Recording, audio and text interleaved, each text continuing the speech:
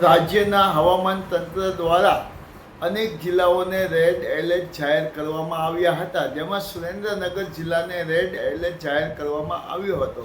ત્યારે સાંજથી જ બપોરથી જ સુરેન્દ્રનગર શહેરમાં ધીમી ધારે મેઘરાજા મન મૂકીને વરસી રહ્યા છે અને ધીમી ધારે વરસી રહ્યા છે.